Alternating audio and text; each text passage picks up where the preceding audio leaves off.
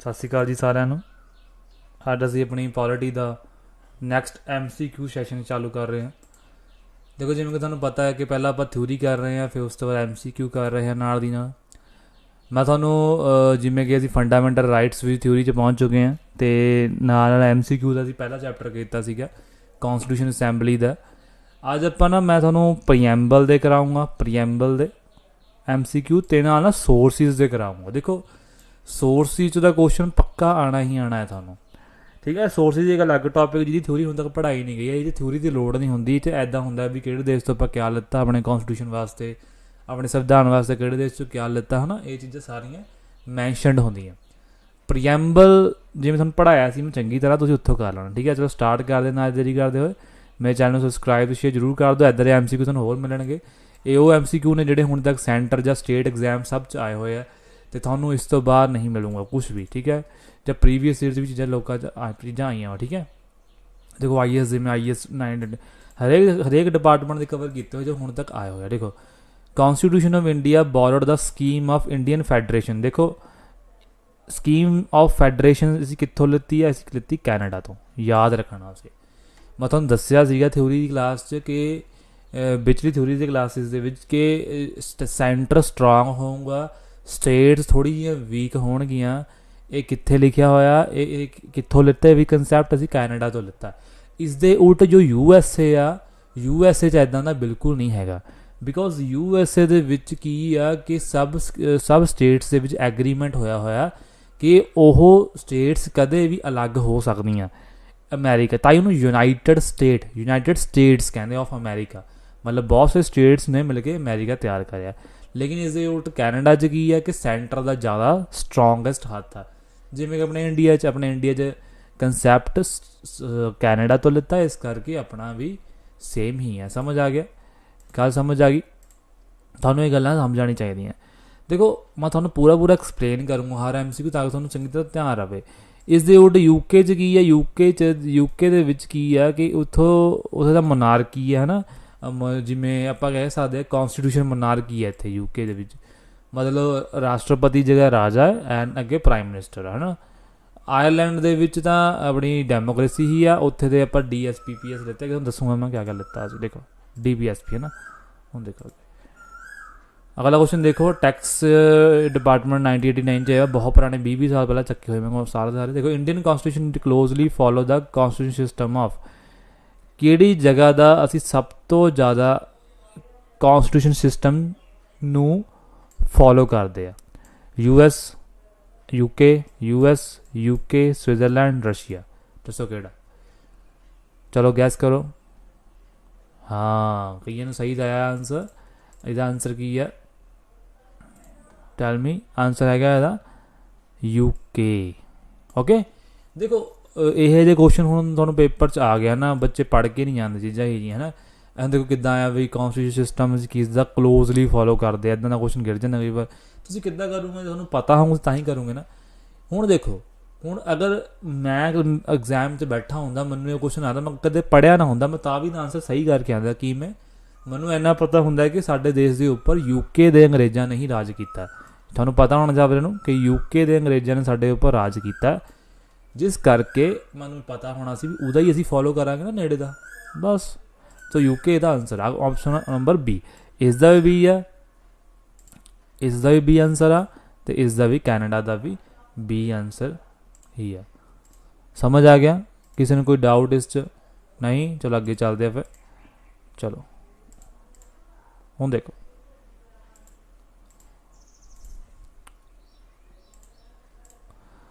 Which of the following feature common to both Indian federation and American federation 'ਚ ਕੀ ਫਰਕ ਹੈ? ਮਤਲਬ ਕੀ ਕਾਮਨ, ਦੋਨਾਂ 'ਚ ਸਿਮਿਲੈਰਿਟੀ ਕੀ ਹੈ? ਕਿਆ ਇੱਕੋ ਜਿਹੀ ਚੀਜ਼ ਹੈ ਨਾ ਇਹਨਾਂ 'ਚ? ਦੇਖੋ ਹੁਣ ਕੀ ਚੀਜ਼ ਕਾਮਨ ਆ ਰਹੀ ਹੈ? ਸਿੰਗਲ ਸਿਟੀਜ਼ਨਸ਼ਿਪ ਕੀ ਕਾਮਨ ਹੈਗੀ ਆ? ਮੈਂ ਤੁਹਾਨੂੰ ਦੱਸਿਆ ਸੀਗਾ ਕਿ ਇੰਡੀਆ ਦੇ ਵਿੱਚ ਸਿੰਗਲ ਸਿਟੀਜ਼ਨਸ਼ਿਪ ਆ, ਲੇਕਿਨ ਜੋ ਅਮਰੀਕਾ ਹੈ ਉੱਥੇ ਡਬਲ ਸਿਟੀਜ਼ਨਸ਼ਿਪ ਆ। ਉੱਥੇ ਹਰ ਇੱਕ ਸਟੇਟ ਦਾ ਆਪਣਾ ਫਲੈਗ ਆ, ਆਪਣਾ ਸਭ ਕੁਛ ਆ। ਉੱਥੇ ਜੋ ਸਟੇਟਸ ਨੂੰ ਸ਼ਕਤੀਆਂ ਉਨੀ ਹੀ ਬਰਾਬਰ ਨੇ ਜਿੰਨੀਆਂ ਸਾਡੇ ਜਿੰਨੀ ਆ ਸੈਂਟਰ ਨੂੰ ਹੋਵੇ, ਠੀਕ ਹੈ। ਲੇਕਿਨ ਇੰਡੀਆ ਜਿਸਦਾ ਉਲਟ ਆ, ਕਿਉਂਕਿ ਆਪਾਂ ਕੈਨੇਡਾ ਤੋਂ ਸਭ ਕੁਝ ਲਿੱਤਾ ਹੋਇਆ, ਤਾਂ ਸਿੰਗਲ ਸਿਟੀਜ਼ਨਸ਼ਿਪ ਤਾਂ ਹੋ ਨਹੀਂ ਸਕਦਾ ਦਾ ਆਨਸਰ, ਹੈ ਨਾ। ਓਕੇ, ਡਿਊਲ ਜੁਡੀਸ਼ਰੀ ਤਾਂ ਕਿਤੇ ਵੀ ਨਹੀਂ ਹੈਗੀ ਆ, ਹੈ ਨਾ। ਜਦ ਕਿ ਅਸੀਂ ਜਿਹੜਾ ਜੁਡੀਸ਼ਰੀ ਦਾ ਕੰਸੈਪਟ ਵੀ ਆ, ਸਿੰਗਲ ਜੁਡੀਸ਼ਰੀ ਦਾ ਕੰਸੈਪਟ ਅਸੀਂ ਅਮੈਰੀਕਾ ਤੋਂ ਹੀ ਲਿੱਤਾ ਹੈ, ਤੁਹਾਨੂੰ ਪਤਾ ਹੋਣਾ, ਜਾਂ ਅੱਗੇ ਤੋਂ ਪੜ੍ਹਾਉਂਗਾ ਤੁਹਾਨੂੰ ਮੈਂ ਜਾ ਕੇ। ਤਾਂ ਡਿਊਲ ਸਿਟੀਜ਼ਨਸ਼ਿਪ ਵੀ ਨਹੀਂ ਹੈਗਾ। 3 ਲਿਸਟ ਔਨ ਦਾ ਕੌਨਸਟੀਟਿਊਸ਼ਨ ਨਹੀਂ, ਇਹ ਆਪਾਂ ਜਿਹੜੀਆਂ ਲਿਸਟ ਲਿੱਤੀਆਂ ਹੋਈਆਂ ਇਹ ਅਸੀਂ ਆਸਟ੍ਰੇਲੀਆ ਤੋਂ ਲਿੱਤੀਆਂ, ਇੱਥੇ ਤੇ ਵੀ ਨਹੀਂ ਹੈਗੀਆਂ, ਹੈ ਨਾ। ਇਹ ਤੁਹਾਨੂੰ ਪੜ੍ਹਾਉਂਗਾ ਵੀ ਅੱਗੇ ਜਾ ਕੇ ਮੈਂ। Federal Supreme Court to interpret the concept ਬਿਲਕੁਲ ਸਹੀ, ਆਪਸ਼ਨ ਨੰਬਰ ਡੀ। ਆਪਣੇ ਕੋਲ ਸੁਪਰੀਮ ਕੋਰਟ, ਦੇਖੋ ਹੁੰਦਾ ਕਿਆ, ਮੈਂ ਤੁਹਾਨੂੰ ਚੀਜ਼ ਦੱਸਦਾ, ਦੇਖੋ ਤੁਹਾਨੂੰ ਸਮਝਾਉਣਾ ਚੰਗੀ ਤਰ੍ਹਾਂ, ਮੈਂ ਆਨਸਰ ਨੰਬਰ ਡੀ ਕਿਉਂ ਆ। ਦੇਖੋ ਸਪੋਜ਼ ਕੀ ਕਰਨਾ, ਦੇਖੋ ਜਿਵੇਂ 3 ਸਾਡੇ ਪਿੱਲਰ ਹੁੰਦੇ ਆ, ਸਾਡੇ ਡੈਮੋਕ੍ਰੇਸੀ ਦੇ ਵਿੱਚ 4 ਪਿੱਲਰ ਨੇ, ਲੇਕਿਨ ਅਸੀਂ 3 ਦੀ ਗੱਲ ਕਰਾਂਗੇ। ਇੱਕ ਹੁੰਦਾ ਲੈਜਿਸਲੇਚਰ, ਇਹ ਲੈਜਿਸਲੇਚਰ ਕੌਣ ਹੁੰਦਾ, ਜੋ ਲਾਅ ਬਣਾਉਂਦਾ, ਜਿਵੇਂ ਪਾਰਲੀਮੈਂਟ ਲਾਅ ਬਣਾਉਂਦਾ, ਉਹ ਲੈਜਿਸਲੇਚਰ ਹੋ ਗਿਆ, ਠੀਕ ਹੈ। ਲੈਜਿਸਲੇਚਰ। ਐਗਜ਼ੈਕਟਿਵ, ਜਿਵੇਂ ਗੌਰਮੈਂਟ, ਐਗਜ਼ੈਕਟਿਵ ਆਹ ਵਾਲਾ ਪਾਰਟ ਗੌਰਮੈਂਟ ਦਾ ਹੁੰਦਾ। ਗੌਰਮੈਂਟ 'ਚ ਕੌਣ ਹੁੰਦਾ, ਕੈਬਨਿਟ ਹੁੰਦੇ, ਮਿਨਿਸਟਰਸ ਹੁੰਦੇ ਆ ਨਾ, ਜਿਵੇਂ ਕਿ ਮੋਦੀ ਜੀ ਹੋ ਗਏ ਨਾ, ਜਿਵੇਂ ਆਪਣੇ ਪੰਜਾਬ ਦੇ ਹੋ ਗਏ ਕੈਪਟਨ ਅਮਰਿੰਦਰ ਸਿੰਘ, ਤਾਂ ਐਗਜ਼ੈਕਟਿਵ ਹੋ ਗਏ। ਲੈਜਿਸਲੇਚਰ ਜੋ ਲਾਅ ਬਣਾਉਂਦੇ, ਸਿਰਫ ਲਾਅ ਬਣਾ ਕੇ ਹਟ ਜਾਂਦੇ, ਬਾਕੀ ਉਹਦਾ ਕੋਈ ਕੰਮ ਨਹੀਂ ਹੁੰਦਾ। ਐਗਜ਼ੈਕਟਿਵ ਕਿਆ ਕਰਦਾ, ਇਹ ਲਾਅ ਇੰਪਲੀਮੈਂਟ ਕਰਦਾ, ਲੋਕਾਂ ਤੱਕ ਪਹੁੰਚਾਉਂਦਾ ਹੈ। ਅਤੇ ਲਾਸਟ ਜਿਹੜਾ ਰਹਿੰਦਾ ਹੁੰਦੀ ਜੁਡੀਸ਼ਰੀ, ਆਹ ਜੁਡੀਸ਼ਰੀ ਹੈ, ਜੁਡੀਸ਼ਰੀ ਮਤਲਬ ਜੱਜ, ਠੀਕ ਹੈ, ਆਪਣੇ ਸੁਪਰੀਮ ਕੋਰਟ ਵਗੈਰਾ। ਹੁਣ ਅਸੀਂ ਇਹ ਜੁਡੀਸ਼ਰੀ ਦਾ ਕੰਸੈਪਟ ਅਮੈਰੀਕਾ ਤੋਂ ਲੱਤਾ, ਠੀਕ ਹੈ। ਫੈਡਰਲ ਕੋਰਟ ਮਤਲਬ ਸੁਪਰੀਮ ਕੋਰਟ, ਉੱਥੇ ਫੈਡਰਲ ਕੋਰਟ ਕਿਹਾ ਜਾਂਦਾ ਅਮੈਰੀਕਾ 'ਚ, ਜੋ ਆਪਾਂ ਉਰੇ ਸੁਪਰੀਮ ਕੋਰਟ ਕਹਿੰਦੇ, ਠੀਕ ਹੈ। ਹੁਣ ਦੇਖੋ ਜੁਡੀਸ਼ਰੀ ਹੈਗੀ ਹੈ, ਦੇਖੋ ਹੁਣ ਸਪੋਜ਼ ਕਰੋ ਲੈਜਿਸਲੇਚਰ ਨੇ ਕੋਈ ਲਾਅ ਬਣਾਇਆ, ਇਹੋ ਜਿਹਾ ਲਾਅ ਬਣਾ ਤਾ ਜੋ ਕਿ ਕੌਨਸਟੀਟਿਊਸ਼ਨ ਦੇ ਵਿਰੁੱਧ ਆ, ਇਹਦੇ ਅਗੇਂਸਟ ਆ ਕੌਨਸਟੀਟਿਊਸ਼ਨ ਦੇ, ਤਾਂ ਇਸ 'ਤੇ ਕੋਈ ਚੈੱਕ ਕਰਨ ਵਾਲਾ ਕੋਈ ਹੈਗਾ, ਹਾਂ ਹੈਗਾ, ਜੁਡੀਸ਼ਰੀ ਚੈੱਕ ਕਰਦੀ ਹੈ ਇਹਦੇ ਪਰ ਕਿ ਸਹੀ ਬਣਾ ਰਿਹਾ ਨਹੀਂ ਬਣਾ ਰਿਹਾ, ਕਿਉਂਕਿ ਲਾਅ ਬਣੂਗਾ ਉਹ ਜੁਡੀਸ਼ਰੀ ਚੈੱਕ ਕਰੂੰਗੀ, ਅਗਰ ਕੌਨਸਟੀਟਿਊਸ਼ਨ ਨਾਲ ਮੈਚ ਕਰਿਆ ਤਾਂ ਲਾਅ ਲਾਗੂ ਹੋ ਜਾਊਗਾ, ਨਹੀਂ ਹੋਊਗਾ। ਫਿਰ ਇਹਨੇ ਐਗਜ਼ੈਕਟਿਵ ਚੰਗੀ ਤਰ੍ਹਾਂ ਇੰਪਲੀਮੈਂਟ ਕਰ ਵੀ ਲਿਆ ਲਾਅ ਨੂੰ, ਇਹ ਵੀ ਜੁਡੀਸ਼ਰੀ ਚੈੱਕ ਕਰੂੰਗੀ। ਤਾਂ ਅਸੀਂ ਕਈ ਵਾਰ ਖਬਰਾਂ ਸੁਣੀਆਂ ਹੋਣੀਆਂ, ਜੁਡੀਸ਼ਰੀ ਸੁਪਰੀਮ ਕੋਰਟ ਕਈ ਵਾਰ ਫਟਕਾਰ ਲਗਾਉਣਾ ਹੁੰਦਾ ਸੈਂਟਰਲ ਗੌਰਮੈਂਟ ਨੂੰ ਕਿ ਤੁਸੀਂ ਇਹ ਕੰਮ ਕਿਉਂ ਨਹੀਂ ਕਰ ਰਹੇ, ਫਟਾਫਟ ਇਹ ਕੰਮ ਕਰਿਆ ਜਾਵੇ, ਕਿਉਂਕਿ ਚੈੱਕ ਕਰਦੀ ਹੈ ਜੁਡੀਸ਼ਰੀ, ਹੱਕ ਆ। ਕਿਹਨੇ ਹੱਕ ਦਿੱਤਾ ਜੁਡੀਸ਼ਰੀ ਨੂੰ, ਕੌਨਸਟੀਟਿਊਸ਼ਨ ਨੇ ਪਾਵਰ ਦਿੱਤੀ ਜੁਡੀਸ਼ਰੀ ਨੂੰ ਕਿ ਉਹ ਚੈੱਕ ਕਰੇ, ਸਮਝ ਆ ਗਿਆ। ਸੋ ਦਿਸ ਇਜ਼ ਦਾ ਪ੍ਰੋਸੈਸ। ਤਾਂ ਅਸੀਂ ਇਹ ਸਾਰਾ ਪ੍ਰੋਸੈਸ ਜੁਡੀਸ਼ਰੀ ਵਾਲਾ ਕਿੱਥੋਂ ਲਿੱਤਾ ਹੋਇਆ, ਅਮੈਰੀਕਾ ਤੋਂ। ਤਾਂ ਇਹੀ ਚੀਜ਼ ਕਾਮਨ ਵੀ ਹੈ ਅਮੈਰੀਕਾ ਦੇ ਵਿੱਚ। ਦੇਖੋ ਮੈਂ ਕਿੱਦਾਂ ਐਲੀਮੀਨੇਟ ਕਰਕੇ ਆਨਸਰ ਕਰਨਾ ਇਹਦਾ, ਜਿਹਨੇ ਥਿਊਰੀ ਪੜ੍ਹੀ ਹੋਊਗੀ ਉਹ ਐਲੀਮੀਨੇਟ ਕਰ ਸਕਦੇ ਇਹਨਾਂ ਨੂੰ। ਤਾਂ ਮੈਂ ਕਹਿ ਰਿਹਾ, ਮੈਂ ਲੈਕਚਰਸ ਦੇਖੋ, ਮੈਂ ਸਭ ਕੁਝ ਕਵਰ ਕੀਤਾ ਵਾ। ਤੁਸੀਂ ਭਾਵੇਂ ਸੈਂਟਰ ਦਾ ਐਗਜ਼ਾਮ ਦੇ ਲਓ ਕੱਲ੍ਹ ਨੂੰ, ਹਮੇਸ਼ਾ ਇੱਦਾਂ ਨਾ ਪੜ੍ਹੋ ਕਿ ਸਿਰਫ ਪੰਜਾਬ ਪੁਲਿਸ ਦਾ, ਕੱਲ ਪੰਜਾਬ ਪੁਲਿਸ ਦੀ ਤੁਸੀਂ ਪੜ੍ਹ ਰਹੇ ਹੋ ਯਾਰ, ਹਰ ਐਗਜ਼ਾਮ ਦੀ ਇੱਕ ਵਾਰ ਤਿਆਰੀ ਕਰੋ। ਤੁਹਾਡੇ ਕੋਲ ਇੰਨਾ ਟਾਈਮ ਕਿੱਥੇ ਹੁੰਦਾ, ਤੁਸੀਂ ਹਰ ਐਗਜ਼ਾਮ ਦੀ ਅਲੱਗ ਤਿਆਰੀ ਕਰਦੇ ਫਿਰੋਗੇ, ਇੱਕ ਵਾਰ 'ਚ ਨਿਬੇੜੋ। ਕੱਲ੍ਹ ਤੁਸੀਂ ਕੋਈ ਵੀ ਐਗਜ਼ਾਮ ਟੈਕਲ ਕਰੋ, ਤੁਹਾਡਾ ਹੋ ਜਾਵੇ ਪੂਰਾ, ਸਮਝ ਆ ਗਿਆ। ਹਾਂ, ਇਹ ਯਾਦ ਰੱਖਣਾ ਹੋ ਜਾਵੇ। ਨੈਕਸਟ ਦੇਖੋ, ਨੈਕਸਟ ਕੀ ਆ ਰਿਹਾ, inspiration of Liberty, equality, freedom. ਤੁਹਾਨੂੰ ਦੱਸਿਆ ਸੀਗਾ ਅਸੀਂ ਕਿੱਥੋਂ ਲਿੱਤਾ ਸਭ ਕੁਛ, ਇਹ ਲਿਬਰਟੀ ਫਰੈਂਚ ਰੈਵੋਲਿਊਸ਼ਨ ਤੋਂ, ਸਮਝ ਆ ਗਿਆ। ਇਹ ਆਪਸ਼ਨ ਨੰਬਰ ਬੀ, ਠੀਕ ਹੈ, ਫਰੈਂਚ ਰੈਵੋਲਿਊਸ਼ਨ ਤੋਂ ਲਿੱਤਾ ਸੀਗਾ। ਇਕੁਐਲਿਟੀ, ਲਿਬਰਟੀ, ਫਰੈਟਰਨਿਟੀ, ਭਾਈਚਾਰਾ, ਫਰੈਟਰਨਿਟੀ ਭਾਈਚਾਰਾ ਹੁੰਦਾ, ਇਕੁਐਲਿਟੀ ਮਤਲਬ ਸਾਰੇ ਬਰਾਬਰ ਹੋਣੇ ਚਾਹੀਦੇ, ਲਿਬਰਟੀ ਤੁਹਾਨੂੰ ਆਜ਼ਾਦੀ ਹੋਣੀ ਚਾਹੀਦੀ ਹੈ ਨਾ, but not absolute. So this is the process, so this is known as French revolution, ਠੀਕ ਹੈ। So we got the liberty, equality, fraternity from the French revolution, ਠੀਕ ਹੈ। ਜਿਵੇਂ ਤੁਹਾਨੂੰ ਪਤਾ ਹੋਣਾ ਕਿ ਤੁਹਾਨੂੰ ਦੱਸਿਆ ਡਾਕਟਰ ਸਚਿਨ ਸਿਨਹਾ ਵੀ ਫਰੈਂਚ ਪ੍ਰੈਕਟਿਸ ਹੀ ਫੋਲੋ ਕਰਦੇ ਸੀ, ਸਮਝ ਆ ਗਿਆ, ਕਲੀਅਰ ਹੋ ਗਿਆ। ਜਿਹੜੇ ਆਪਣੇ ਭਗਤ ਸਿੰਘ ਵਗੈਰਾ ਹੋਏ ਉਹ ਰਸ਼ੀਅਨ ਰੈਵੋਲਿਊਸ਼ਨ ਤੋਂ ਬਹੁਤ ਜ਼ਿਆਦਾ ਪ੍ਰਭਾਵਿਤ ਸੀਗੇ, ਠੀਕ ਹੈ, ਓਕੇ, ਸਮਝ ਆ ਗਿਆ। ਹੁਣ ਦੇਖੋ, Indian president and prime minister replica of head of state which of country, ਕਿਸ ਕੰਟਰੀ ਦੇ ਵਿੱਚ ਪ੍ਰਾਈਮ ਮਿਨਿਸਟਰ ਔਰ ਪ੍ਰੈਜ਼ੀਡੈਂਟ ਜਿਹੜੇ ਆ ਉਹ ਹੈਡ ਆਫ ਸਟੇਟ ਦੋਨੇ ਹੀ, ਇਸ ਵਿੱਚ ਬ੍ਰਿਟੇਨ ਦੇ ਵਿੱਚ, ਆਪਸ਼ਨ ਨੰਬਰ ਏ, ਆਪਸ਼ਨ ਨੰਬਰ ਏ। ਦੇਖੋ ਆਪਣੇ ਇੰਡੀਆ ਦੇ ਵਿੱਚ ਤਾਂ ਸਿਰਫ ਰਾਸ਼ਟਰਪਤੀ ਹੀ ਹੈਡ ਆਫ ਸਟੇਟ ਹੁੰਦਾ, ਜਿਹੜਾ ਪ੍ਰਾਈਮ ਮਿਨਿਸਟਰ ਹੁੰਦਾ ਉਹਨੂੰ ਹੈਡ ਆਫ ਗੌਰਮੈਂਟ ਕਿਹਾ ਜਾਂਦਾ। ਗੌਰਮੈਂਟ ਦਾ ਹੈਡ ਪ੍ਰਧਾਨ ਮੰਤਰੀ ਹੁੰਦਾ, ਅਤੇ ਜਿਹੜਾ ਸਟੇਟ ਦਾ ਮਤਲਬ ਸਾਡੀ ਕੰਟਰੀ ਦਾ ਜੋ ਸਭ ਤੋਂ ਬੜਾ ਹੈਡ ਹੋਊਗਾ ਉਹ ਸਾਡੇ ਰਾਸ਼ਟਰਪਤੀ ਨੂੰ ਕਿਹਾ ਜਾਂਦਾ, ਪ੍ਰੈਜ਼ੀਡੈਂਟ ਨੂੰ ਕਿਹਾ ਜਾਂਦਾ। ਸੋ ਬ੍ਰਿਟੇਨ ਦੇ ਵਿੱਚ ਕੀ ਹੁੰਦਾ ਕਿ ਪ੍ਰੈਜ਼ੀਡੈਂਟ ਔਰ ਪ੍ਰਾਈਮ ਮਿਨਿਸਟਰ ਦੋਨੇ ਬਰਾਬਰ ਨੇ, ਇਸ ਕਰਕੇ ਦੋਨੇ ਹੀ ਹੈਡ ਆਫ ਸਟੇਟਸ ਨੇ, ਇਸ ਕਰਕੇ ਆਪਸ਼ਨ ਨੰਬਰ ਇਹਦਾ ਕਿੰਨਾ ਹੈ, ਏ, ਆਪਸ਼ਨ ਨੰਬਰ ਏ, ਸਮਝ ਆ ਗਿਆ। ਨੈਕਸਟ ਚੱਲਦੇ ਹਾਂ। President of Indian Union has the same constitutional authority as, because the British monarch, president of USA sorry Egypt Russia. ਦੱਸੋ ਕਹਿੰਦੇ ਇੰਡੀਅਨ ਯੂਨੀਅਨ ਦਾ ਜੋ ਪ੍ਰੈਜ਼ੀਡੈਂਟ ਆ ਉਹਦੀ ਉਨੀ ਹੀ ਪਾਵਰ ਆ ਜਿੰਨੀ ਇਸ ਦੇਸ਼ ਦੇ ਮਨਾਰਕ ਦੀ ਆ। ਇਸ ਦੇਸ਼ ਦੀ ਦੱਸੋ ਕਿਸ ਦੇਸ਼ ਦੀ ਬਰਾਬਰ ਸਾਡੇ ਪ੍ਰੈਜ਼ੀਡੈਂਟ ਦੀ ਪਾਵਰ ਹੈ। ਸੋ ਪ੍ਰੈਜ਼ੀਡੈਂਟ ਆਫ USA ਤੁਸੀਂ ਯਾਦ ਰੱਖਣਾ ਇਸ ਦੇ ਜਿੰਨੀ ਹੀ ਸਾਡੇ ਪ੍ਰੈਜ਼ੀਡੈਂਟ 'ਚ ਪਾਵਰ ਆ। ਸਮਝ ਆ ਗਿਆ ਗੱਲ ਆ ਗਈ ਸਮਝ ਆ ਗਈ ਓਕੇ। ਯਾਦ ਰੱਖਣਾ ਇੱਦਾਂ ਦੇ ਤੁਹਾਨੂੰ ਕਿਸੇ ਨੇ ਨਹੀਂ ਕਰਾਉਣਾ। ਜਿੱਥੇ ਮੈਂ ਚੈਨਲ ਚੱਲ ਜਾਓ ਬਹੁਤ ਵਧੀਆ ਯੂਜ਼ ਚੀਜ਼ਾਂ ਨੇ। ਭਾਵੇਂ ਸੈਂਟਰ ਐਗਜ਼ਾਮ ਦੇ ਦਿਓ ਗੱਲ ਤੁਸੀਂ ਕੋਈ ਵੀ, ਭਾਵੇਂ ਸਟੇਟ ਜਿਹੜਾ ਮਾਈ ਦੇ ਦਿਓ ਯਾਰ। ਪੰਜਾਬ ਦੇ ਤਾਂ ਕੁਛ ਵੀ ਨਹੀਂ exams. Which of the following describe India secular state. ਕਿਹੜੇ ਸ਼ਡਿਊਲ ਦੇ ਵਿੱਚ ਕਿਸ ਚੀਜ਼ ਵਿੱਚ ਜਾ ਕੇ ਮੈਂਸ਼ਨ ਆ ਕਿ ਇੰਡੀਆ ਇੱਕ ਸੈਕੂਲਰ ਸਟੇਟ ਆ? ਪ੍ਰੀਐਂਬਲ ਹੈ ਨਾ, ਤੁਹਾਨੂੰ ਪੜ੍ਹਾਇਆ ਸੀ ਨਾ ਮੈਂ। India is socialist secular sovereign socialist secular and democratic ਪੜ੍ਹਾਇਆ ਸੀ ਨਾ ਮੈਂ। ਪੂਰਾ ਤੁਹਾਨੂੰ ਚੰਗੀ ਤਰ੍ਹਾਂ ਕਰਾਇਆ ਸੀ, ਚੰਗੀ ਤਰ੍ਹਾਂ ਦੇਖਣਾ ਸੀ ਉੱਥੇ। ਪ੍ਰੀਐਂਬਲ ਜੀ ਸਭ ਕੁਝ ਲਿਖਿਆ। ਫੰਡਾਮੈਂਟਲ ਰਾਈਟ ਜਦੋਂ ਸਾਡੇ ਬਾਰੇ ਲਿਖਿਆ ਵਾ। ਨਾ ਹੀ ਸ਼ਡਿਊਲ ਤੁਹਾਨੂੰ ਪੜ੍ਹਾਊਂਗਾ। ਨਾ ਹੀ ਸ਼ਡਿਊਲ ਮਤਲਬ ਹੁੰਦਾ ਬਈ ਜਿਹੜੇ ਸਾਡੇ ਖੇਤੀ ਮਤਲਬ ਕਿ ਜਿੱਥੇ ਮਤਲਬ ਕਿ ਸੁਪਰੀਮ ਕੋਰਟ ਜੁਡੀਸ਼ੀਅਲ ਰਿਵਿਊ ਨਾ ਹੋਵੇ। ਹੁਣ ਤੁਸੀਂ ਜੁਡੀਸ਼ੀਅਲ ਰਿਵਿਊ ਪੁੱਛੋਗੇ ਕਿਆ ਹੁੰਦਾ, ਤੁਹਾਨੂੰ ਮੈਂ ਅੱਗੇ ਪੜ੍ਹਾਊਂਗਾ। ਮਤਲਬ ਜੁਡੀਸ਼ੀਅਲ ਜਿੱਥੇ ਜਿਵੇਂ ਹੁਣ ਨਾ ਲੈਜਿਸਲੇਚਰ ਨੇ ਲਾਅ ਬਣਾਇਆ, ਠੀਕ ਹੈ, ਪਾਰਲੀਮੈਂਟ ਨੇ ਲਾਅ ਬਣਾਇਆ। ਪਾਰਲੀਮੈਂਟ ਲਾਅ ਬਣਾਉਣ ਤੋਂ ਬਾਅਦ ਨਾ ਜੁਡੀਸ਼ਰੀ ਚੈੱਕ ਨਹੀਂ ਕਰ ਸਕਦੀ। ਅਗਰ 9ਵੇਂ ਸ਼ਡਿਊਲ 'ਚ ਜਿਹੜੇ ਚੀਜ਼ਾਂ ਲਿਖੀਆਂ ਵਾ ਉਸ ਪਰ ਅਗਰ ਲਾਅ ਬਣਾਉਂਗੀ ਤਾਂ ਉਸ ਪਰ ਚੈੱਕ ਨਹੀਂ ਕਰ ਸਕਦੇ, ਠੀਕ ਹੈ। ਡਾਇਰੈਕਟਿਵ ਪ੍ਰਿੰਸੀਪਲਸ ਤਾਂ ਕਦੇ ਵੀ ਨਹੀਂ ਹੋ ਸਕਦਾ। ਡਾਇਰੈਕਟਿਵ ਪ੍ਰਿੰਸੀਪਲ ਸਟੇਟ ਨੇ ਕਿੱਦਾਂ ਰਾਜ ਕਰਨਾ। So this is the preamble of the constitution. ਸਮਝ ਆ ਗਿਆ। ਨੈਕਸਟ ਥੋੜ੍ਹਾ ਫਾਸਟ ਚੱਲਦੇ ਆਪਾਂ। In parliamentary form of government real power of state vested in the. ਦੱਸੋ ਰੀਅਲ ਪਾਵਰ ਕਿਸ ਕੋਲ ਹੁੰਦੀ ਆ? ਜਿਹੜੀ ਪਾਰਲੀਮੈਂਟਰੀ ਫਾਰਮ ਹੁੰਦੀ ਗੌਰਮੈਂਟ ਹੁੰਦੀ ਹੈ ਆਪਣੀ। ਦੱਸੋ ਕਿਹੜੀ ਫਾਰਮ ਆਫ ਗੌਰਮੈਂਟ? ਆਪਣੀ ਪ੍ਰੈਜ਼ੀਡੈਂਸ਼ੀਅਲ ਗੌਰਮੈਂਟ ਹੈ ਕਿ ਪਾਰਲੀਮੈਂਟਰੀ ਫਾਰਮ ਆਫ ਗੌਰਮੈਂਟ ਆ? ਆਪਣੀ ਪਾਰਲੀਮੈਂਟਰੀ ਫਾਰਮ ਆਫ ਗੌਰਮੈਂਟ ਆ। ਅਮੈਰੀਕਾ 'ਚ ਪ੍ਰੈਜ਼ੀਡੈਂਸ਼ੀਅਲ ਗੌਰਮੈਂਟ ਆ, ਉੱਥੇ ਪ੍ਰੈਜ਼ੀਡੈਂਟ ਜ਼ਿਆਦਾ। ਪ੍ਰੈਜ਼ੀਡੈਂਟ ਜਿਹੜੀ ਪ੍ਰੈਜ਼ੀਡੈਂਸ਼ੀਅਲ ਗੌਰਮੈਂਟ ਹੁੰਦੀ ਆ, ਦੇਖੋ ਡੈਮੋਕ੍ਰੇਸੀ ਦੋ ਤਰ੍ਹਾਂ ਦੀ ਹੁੰਦੀ ਹੈ। ਇੱਕ ਹੁੰਦੀ ਪ੍ਰੈਜ਼ੀਡੈਂਸ਼ੀਅਲ ਡੈਮੋਕ੍ਰੇਸੀ, ਇੱਕ ਹੁੰਦੀ ਪਾਰਲੀਮੈਂਟਰੀ ਡੈਮੋਕ੍ਰੇਸੀ। ਜਿਹੜੀ ਪ੍ਰੈਜ਼ੀਡੈਂਸ਼ੀਅਲ ਡੈਮੋਕ੍ਰੇਸੀ ਹੁੰਦੀ ਹੈ ਉਹਦੇ ਵਿੱਚ ਜਿਹੜਾ ਸਾਡਾ ਰਾਸ਼ਟਰਪਤੀ ਹੁੰਦਾ ਉਹ ਜ਼ਿਆਦਾ ਪਾਵਰਫੁਲ ਹੁੰਦਾ। ਲੇਕਿਨ ਜੋ ਪਾਰਲੀਮੈਂਟਰ ਹੁੰਦੀ ਹੈ ਉਹ 'ਚ ਪ੍ਰਾਈਮ ਮਿਨਿਸਟਰ ਜ਼ਿਆਦਾ ਪਾਵਰਫੁਲ ਹੁੰਦਾ। ਸਿਰਫ ਪ੍ਰੈਜ਼ੀਡੈਂਟ ਨਾਮ ਦਾ ਬਣਾਇਆ ਹੁੰਦਾ ਪਾਰਲੀਮੈਂਟਰੀ ਫਾਰਮ ਦੇ ਵਿੱਚ, ਸਿਰਫ ਸਾਈਨਾਂ ਕਰਨ ਨੂੰ, ਹੋਰ ਕੁਝ ਨਹੀਂ ਕਰ ਸਕਦਾ। ਇਸ ਲਈ ਤੁਸੀਂ ਦੇਖਿਆ ਹੋਣਾ ਕਿ ਰਾਮਨਾਥ ਕੋਵਿੰਦ ਜੀ ਆਪਣੇ ਰਾਸ਼ਟਰਪਤੀ ਜਿਹੜੇ ਹੈਗੇ ਉਹ ਸਿਰਫ ਕਿਆ ਕਰਦੇ, ਸਿਰਫ ਸਾਈਨ ਮਾਰਦੇ, ਹੋਰ ਕੁਛ ਨਹੀਂ ਕਰਦੇ। ਬਿਲਕੁਲ ਫ੍ਰੀ ਹੈ, 5 ਲੱਖ ਤੱਕ ਸੈਲਰੀ ਉਹਨਾਂ ਨੂੰ ਮਿਲਦੀ ਸਿਰਫ ਸਾਈਨ ਮਾਰਨ ਦੀ। ਉੱਪਰੋਂ ਫਸਟ ਸਿਟੀਜ਼ਨ ਸਾਡੇ ਖਵਾਉਂਦੇ ਆ। ਜੇ ਸਾਨੂੰ ਕੋਈ ਪੁੱਛੇ ਕਿ ਪਹਿਲਾ ਸਿਟੀਜ਼ਨ ਸਾਡੇ ਇੰਡੀਆ ਦਾ ਕੌਣ ਆ ਤਾਂ ਉਹ ਰਾਸ਼ਟਰਪਤੀ ਹੀ ਹੈ, ਠੀਕ ਹੈ। So that is the process of every parliament farm of government even in UK, okay, even in Canada, okay. So sir Canada the presidential government, okay. Council of minister क्या है? Prime minister. So option number A। समझ आ गया? Any doubt? Next which of the following is not, और लिखो not पढ़ ले करो, चंगी तरह क्वेश्चन पढ़ना paper is a basic feature of Indian constitution. केड़ा बेसिक फीचर इज नहीं है? प्रेजिडेंशियल गवर्नमेंट है नहीं है, पहले ही आंसर है। क्योंकि सानू पता कि साढ़े इत्थे पार्लीमेंटरी फॉर्म ऑफ गवर्नमेंट हैगी आ, फैडरल गवर्नमेंट भी हैगी आ, इंडिपेंडेंट जुडिशरी भी हैगी आ।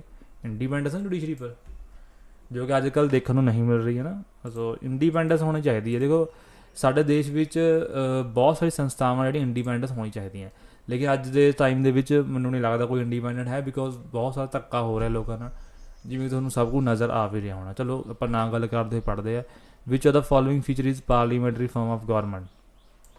दसो executive responsibility judiciary, executive responsibility judiciary responsibility. क्या जुडिशरी रिस्पॉन्सिबल हो सकती एग्जैक्टिव के उपर? कदे भी नहीं है, तो चैक करदा होना। लैजिस्लेचर हो सकती एग्जैक्टिव? कदे भी नहीं।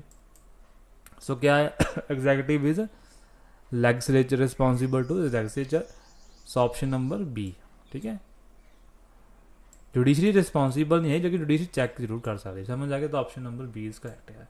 समझ आ गया? आ देखो सोर्सिस वाले क्वेश्चन ने, मैं थोड़ा ऐदा सोर्सिस देखो, मैं थोड़ा दसदा, मैं थोड़ा ऐदा सोर्सिस कराऊंगा। ਇਹਦੇ ਨਾਲ क्या होगा थोड़े ना, मतलब एक क्वेश्चन पाने जगह जिवें मैं मल्टीपल ऐदा क्वेश्चन करावां, थोड़े एक वार च कई क्वेश्चन कवर हो जाऊंगे। तुसीं ध्यान देना, तुसीं यही पढ़ना जब मैं कराऊंगा, इस तो बाहर कुछ नहीं पढ़ना है, ठीक है। पक्का क्वेश्चन आंदा ही आंदा सोर्सिस चों, ठीक है। इस तो इलावा बहुत सारे क्वेश्चन अगे है। तो पहला अब मैं तुहानूं देखो ऑप्शन ऐदा रखे हुए, देखो मैं तुहानूं दिखाउंदा एक मिनट। हाँ हुण देखो दसो फैडरेशन आप कितों लिता, बोलो दसो, कैनेडा तो लिता ना, दसा सी ना थानू मैं। हाँ जी। डायरेक्टिव प्रिंसीपल्स कितों लिते आ, डायरेक्टिव प्रिंसीपल्स उन्होंने जितने स्टेट ने कितना राज करना, ये लिता आयरलैंड तो। Very important, directive principle any paper च पूछा हुआ, ध्यान रखना आयरलैंड तो लिते हैं। फंडामेंटल राइट्स असी यूएसए तो लिते हैं, अमेरिका तो लिते हैं, उत्थे बिल ऑफ राइट्स कहा जाता है इन्हों, उरे फंडामेंटल राइट्स कहते, उत्थे बिल ऑफ राइट्स कहते, पता होना चाहिए थानू। पार्लीमेंट कितों लिता, ब्रिटेन तो, ब्रिटेन तो ही लेना, इन्हें तुहाडा राज कराया, तो लभ लो। ए ना कौन मैच, ए नू कौन मैच कर रहा, तीजा, सो ए तीजे नू मैच कर रहा नहीं, तो पहले दो ऑप्शन तो है नहीं, है ना, पहले दो ऑप्शन तो है नहीं, कहते हैं कि है। सो इतने मैचिंग भी देखोगे अगर पहले का तीजा, ओके सी और डी दोनों च है, तो होर लभ लो। फोर्थ का फस्ट आ, डी का फस्ट आ, डी दोनों च फस्ट आ, सो बिच वाले दसणगे। डायरेक्टिव प्रिंसीपल देखो, डायरेक्टिव प्रिंसीपल तीजे का, सी का चौथा, सी का चौथा कितने आ रहा दसो मैं, ऑप्शन नंबर डी च। तो आंसर क्या है, ऑप्शन नंबर डी। समझ आ गया, any doubt, no doubt. So next मैं तुहानूं इहदी अज PDF दे दूँगा, ठीक है, मेरे डिस्क्रिप्शन बॉक्स में पाई होंगी PDF, दोनों का पिछले भी मैं नहीं पाई सी, इकट्ठी पा दूँगा, ठीक है। एक पेपर चाहिए बहुत ज़्यादा पूछा जाता है, विच of the following feature does not Indian और बोरो, इंडिया ने जिहड़ा ना वे जर्मनी तो क्या लेता। क्वेश्चन ये है, इंडिया ने कॉन्स्टिट्यूशन बनाने टाइम जर्मनी तो क्या लेता, थानू पता होना चाहिए। आप जर्मनी तो फंडामेंटल राइट्स की सस्पेंशन ड्यूरिंग नैशनल एमरजेंसी लेता है, option number D. Emergency power ना ला के आ जो, ये तो साढ़ा 1935 विच सीगा, ठीक है। मैथड ऑफ प्रेजिडेंट इलैक्शन कदे भी नहीं हो सकता। आइडिया फैडरेशन स्ट्रॉन्ग सेंटर ये तो आप लिता ही कैनेडा तो। सो मैथड ऑफ प्रेजिडेंट इलैक्शन भी आप जोड़े है तो लिते हुए, ठीक है, अपने अमेरिका तो। So we have a answer is suspension of fundamental. National emergency जो लगती है उस समय फंडामेंटल राइट साढ़े सस्पेंड हो जाते हैं। मैं तुहानूं पढ़ाऊँगा तो डिटेल च अगे जाके, तुसीं बस इन्ना याद रखना कि असीं ये चीज़ दित्ती है, चंगी तरह याद करनी है, सोर्सिस वगैरह चंगी तरह याद करना, ठीक है। रूल ऑफ लॉ, हूँ दसो रूल ऑफ लॉ से की तो दिता, rule of law obviously British constitution तो लाओगे, क्योंकि साढ़े पर राज ही करके गए हुए है ना। डायरेक्टिव प्रिंसीपल की तो दिते दसो मैं, फिर आयरिश कॉन्स्टिट्यूशन, आयरलैंड और आयरिश एक ही है, गल याद रखना। कनकरेंट लिस्ट कितों लेती, तुम दसना मैं लिस्ट कितों लेती है, आप आस्ट्रेलिया तो, ठीक है। तो suspension of fundamental right during emergency होने दसी मैं जर्मन तो, है ना, जर्मनी तो लभ लो कि डी का फस्ट कितने आ, डी का फस्ट आ भी दिता है, आ भी दिता है, मतलब आ तो एलिमिनेट हो गए, आ भी नहीं है आंसर, आंसर आ भी नहीं, इदा आंसर करीदा होंगे पेपर च, ठीक है। हुण पहले तो लभ लो फस्ट का गया है, फस्ट का है साडा रूल ऑफ लॉ चौथा, सो आंसर की हो जाऊगा इसका, ऑप्शन नंबर बी, ठीक है, ऑप्शन नंबर बी। कितना आंसर हो गया, ऑप्शन नंबर बी। समझ आ गया, एनी डाउट, ओके चलो आगे चलो।